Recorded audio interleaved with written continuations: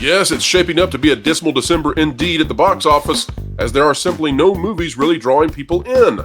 Disney has drawn out all of the males from the audience as they have tossed away their male-centric franchises in favor of women who don't want to see them in the first place. On top of that, we've got the Johnny Depp-Amber Heard situation manifesting exactly how mad the market is when it comes to Aquaman 2. It doesn't seem like even Godzilla can save the day despite its heroic efforts to do so. Santa Claus is coming to town this December, but he is not bringing a bag of goodies to theater chain owners, and that's no good because they are not in for a good 2024 either. But how is the mouse spinning it all? We're going to show you how Disney is planning to try to earn back goodwill after failure in 2023.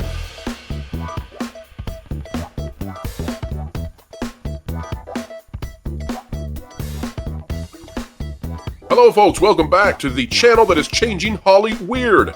We do so by waking them up to the fact that they need money. How about that? We're happy you're here. If you like content like this, consider clicking the like button, share, subscribe. And when you click it, you stick it to the algorithms. It's the notification bell.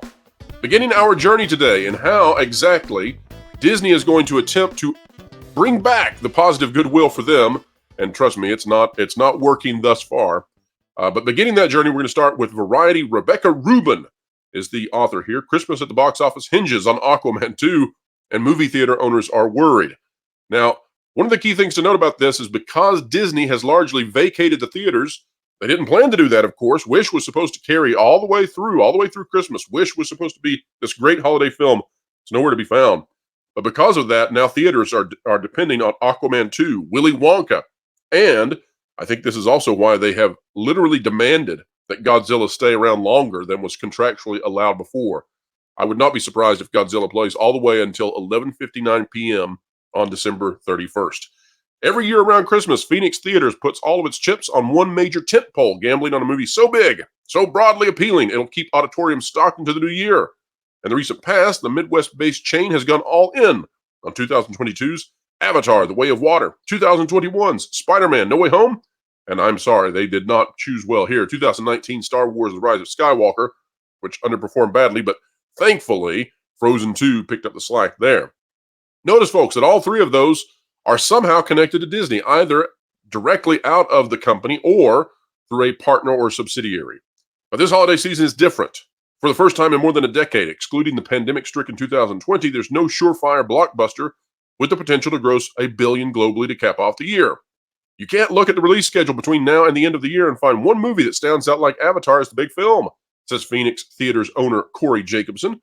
And again, folks, this is largely because Disney has lost its way, and therefore it has not provided what they need. Remember that the way that Hollywood really works is that Disney produces these huge movies that make tons and tons of money. That keeps the theaters moving, that keeps them available. And then Hollywood gets to produce all their artsy-fartsy stuff, and Disney kind of subsidizes that to some degree.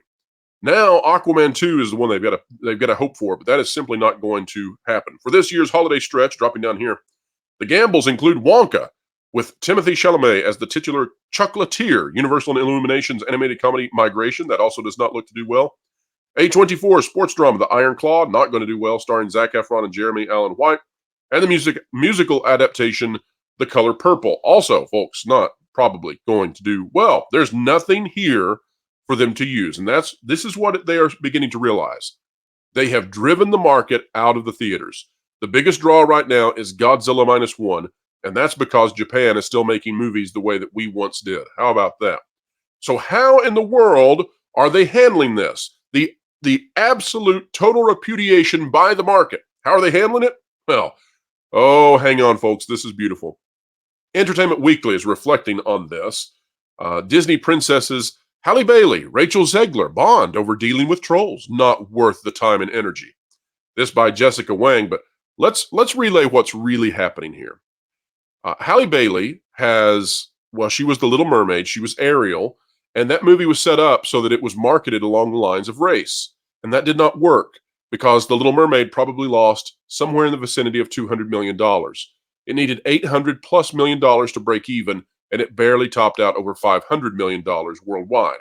That's not enough. It's especially not enough considering that's one of the biggest franchises that Disney has in its princess lineup. So that was not good.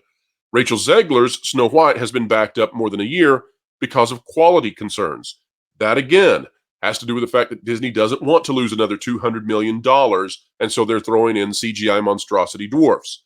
None of this is good. And Rachel Zegler also has not had a single film yet that has made a profit outside of Hunger Games, the prequel, which has a very fancy financing system behind it, which is unusual and novel and not the same as most movies. But at the box office, she has yet to produce an actual hit. Let me say it again. Rachel Zegler has yet to be in a movie that was a success. So that's why this article is necessary. Playing Disney princesses hasn't been all that enchanting for Halle Bailey and Rachel Zegler because they're the victims. That's what this is beginning to be. And by the way, this is all over the trades. That started out in Variety. This is a PR effort. Now, here's something for all of you out there to think about too. How did these two ladies get in the same room for an interview? Wonder who was the person who made that bee? Who coordinated that? I'll let you think on that for a while. I'm going to stand there 18 hours in a dress of an iconic Disney princess. I deserve to be paid for every hour that it is streamed online. The actresses reflected on the online harassment they've experienced for their castings as Ariel and Snow White in the respective Little Mermaid and Snow White remakes, with both agreeing that the gratitude for representation outweighs the negativity. So this is, again, a framing device. One, frame the criticism that, hey, you're race swapping for empty virtue, so for vacuous virtue signaling points. Take that criticism and flip it on its end, and then call anybody who has anything negative to say about your movie at all, even if it's a terrible movie, which, by the way, Little Mermaid was a terrible, terrible movie from a technical standpoint. Take all of that and switch that into being harassment. And then flip that on its head and say that positivity wins the day, despite the fact that these are two of the most vicious individuals in the way that they've handled fans that we've ever seen. Have you ever been to that Snow White ride at Disneyland? I get stopped for photos every time I'm online for the Snow White ride, and it is I have to pretend like, oh God, well, crazy that we're in front of this. Wait. Halle Bailey, of course, coming out in the very beginning and declaring things like she wished that there had been a black princess when she was growing up this way that she was going to make Ariel be. Turns out there was. It's called The Princess and the Frog. And the fact that I get to kind of represent all of these little young black and brown boys and girls who are to come is really special to me, because I know that if I had that when I was younger, it would have changed my whole perspective on life. We've had Rachel Zegler, who has made just abhorrent statements about Jeremy Renner, about Gina Carano, and more. These two women have said things that have not endeared them to the audience, and yet we are getting this out of the trades. Now, why are the trades putting this out there? Well, the trades are putting this out there because they need to redeem their public personas in an effort to make them marketable for future movies, because otherwise these two women are done. And because they're tied to major theatrical releases in the future, they can't be done yet. They need them to keep going. So this is an investment reinvigoration strategy, folks. As you're reading this, understand it from the financial side. This is an investment reinvigoration effort.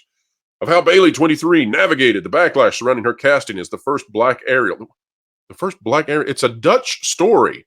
Of course she's the first, she's the only, and she probably won't, there probably won't be another one. It's not that you can't do it. Remember, they did Brandy as a black Cinderella, and that was just fine and dandy, and nobody cared. The marketing around it was terrible. The whole thing about the way they did The Little Mermaid was just terrible in the beginning.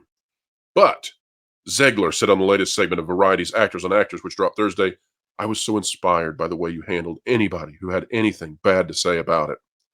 "Did you ever let it affect you at all?" she asked. "You definitely didn't publicly." Of course, Bailey conceded. "I mean, we're sensitive. We're human beings. I get my feelings hurt if my cat doesn't want to sit next to me. I'm the same way," Zegler offered. Of course, don't forget that Zegler has participated multiple times in attempting to have people utterly canceled, their careers destroyed, etc. But if a kitty cat doesn't sit by them, they're just hurt. This is the way the game is played, and they probably don't like that we do videos like this where we expose the hypocrisy. Bailey added, "That's what people don't realize.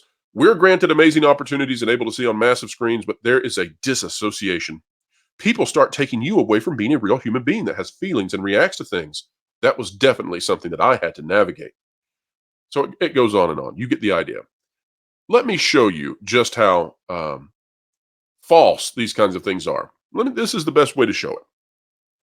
The very ending of this story is Zegler's upcoming Snow White live action is set for a March 2025 theatrical release. Bailey's The Little Mermaid, which grossed over $569 million worldwide since its spring debut, i.e., somewhere between half and a quarter of what they anticipated for these live-action reboots, recently broke a Disney Plus record as the most streamed Disney movie premiere. Now, isn't that interesting? Now, number one, of course, I don't know that that would mean that it made any kind of money, because I don't know what being the number one most streamed Disney movie premiere would. I don't know what that does financially. Like, did that draw in subscribers? If it didn't, then who cares? But folks, this is the disingenuity that these places use. Let me show you this. This is the press release from whence that statement comes. Remember that The Little Mermaid was the biggest Disney Plus premiere ever. Rewind if you need to go make sure that I'm telling you exactly what they said. So let's see what the real truth of this is, even as being spun by Disney. From the press release, September 11th, 2023, The Little Mermaid breaks records on Disney Plus as one of the most viewed viewed Disney movie premieres ever, garnering 16 million views in its first 5-day streaming. Let's see what it says here. After enchanting audiences around the world, Little Mermaid made a big splash on Disney Plus this weekend. The live-action reimagining of the studio's Academy Award-winning animated musical starring Halle Bailey and Melissa McCarthy is the most viewed Disney movie premiere on Disney Plus since Hocus Pocus 2, garnering 16 million views, and it's the most viewed Disney movie premiere since Hocus Pocus 2. Oh. So then that means that The Little Mermaid didn't outperform Hocus Pocus 2? Because otherwise they wouldn't have said that. So you mean this is all just nonsense? Because Hocus Pocus 2, a tiny little movie made for Disney Plus and not even for theaters, which is the sequel to a Halloween genre movie from 30 years ago, beat The Little Mermaid? Oh, well, that's not what we thought when we read the Entertainment Weekly thing, is it? No, it's really not. It's really not at all. But that's where we are now when it comes to the situation with how they're going to try to reconfigure and get you on board and convince people, whatever people are left, that they should go and watch these kinds of movies starring these kinds of people who say these kinds of things. But they're often not kind, and we kind of remember it. And it's not sufficient to come out and just say, oh, I have my feelings hurt when the kitty cat doesn't come sit by me. You probably need to apologize, because you were vicious to Gina Carano.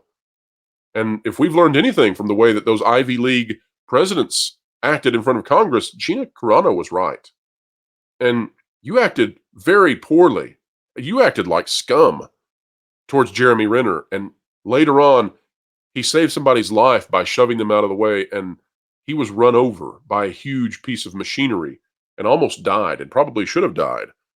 And he sacrificed himself willingly to save another person's life, and you treated him like trash. So, and when it came time for The Little Mermaid to release, for months and months, this was all about race. And it was almost set up as if we wanted to divide and conquer the audience and make people be seen as awful if they criticized what was surely known to be a technically terrible film. The CGI was awful. The soundtrack was awful. Do we need to play the Squawk song again? So, this is the game. It's the way the game is played. They don't apologize. They just become the victims. This is not going to work this time. And that's because we see the results with December. We see that the audience has left outside of Godzilla -1, which is overperforming so far beyond anything we have ever seen out of Japan. And that's because it doesn't come with all of this nonsense. It just comes with fantastic storytelling and a reasonable budget. That is why 2024 is going to really hurt Disney. And it's why I no longer view that Inside Out 2 might work well. It may fail terribly. It's why I no longer think that Mufasa is a guaranteed hit. I don't think that it is a guaranteed hit any longer. I don't think anything that Disney does is a guaranteed hit. And the bottom line for that is that there are many people who will suffer as a result of Disney's hubris. The original cartoon came out in 1937, and very evidently so. There is a big focus on her love story with a guy who literally stalks her. And that is, of course, theaters, theater owners, theater chains, as well as other studios and companies which depended on Disney to keep those theaters afloat with these massive blockbuster tentpole films. Somebody else will now have to step up and join in and make that happen. And perhaps it's going to be somebody from other places like Japan where they still make good movies even when we don't. All right, folks, that's the video for today. We will be back at it covering Disney and all of the stuff that we found out in the audit. We had to take a break to talk about the box office. We'll do so again in reflection at the end of this weekend, where we believe that the Marvels and Wish is absolutely dropping off into no man's land, no man territory. You want to see how bad it is? Real quick. Hunger Games, Trolls, Wish, Napoleon. But where is Wish going to be? Wish is going to be at best in the fifth place, despite contractually having so many screens. It's ridiculous. 3,410 screens. And by the way, theaters don't enjoy having movies on screens where the screens are empty. That's no fun for them. They'd rather give those to good movies making good money, like Godzilla -1. This could actually, based on how badly Disney's doing, this could actually force contractual changes where theaters are no longer willing to put down a huge number of screens for Disney. And once you take that away, it's a major change in the way things work. If there's no longer a carte blanche, you get 3,000 screens for anything that has the Disney name slapped on it. That'll be a major change. Folks, if you like content like this, consider clicking the like button, share, subscribe. When you click it, you stick it to the algorithms. It's the notification bell. Drop a comment down below. Let us know your thoughts. A mind is a terrible thing to waste, so waste not yours. Folks, don't forget, there's plenty of bad out in the world. It's not enough to just criticize it. Go make good as well. So go do good things. We are rooting for you to do so. The Pro Show is changing its time slot. We are moving from Thursdays to now being Tuesdays at noon Eastern. It's a big change. It's a better time, and we're excited to have all of you. If you're not able to watch on Tuesdays at noon, remember, we will have the Pro Show up for Tuesdays, Wednesdays, Thursdays, and Fridays for you to come back and watch it and see what happened. We'd love to have you there, but if not, catch us on the replay. Folks, wherever you are, whatever you're doing, keep learning, keep growing, and keep having fun. Floral, it's time for you to walk the plank. What? Why? Cuz you haven't subscribed to WDW Pro yet. Nor bookmark thatparkplace.com on your web browser to get great articles from great contributors. What?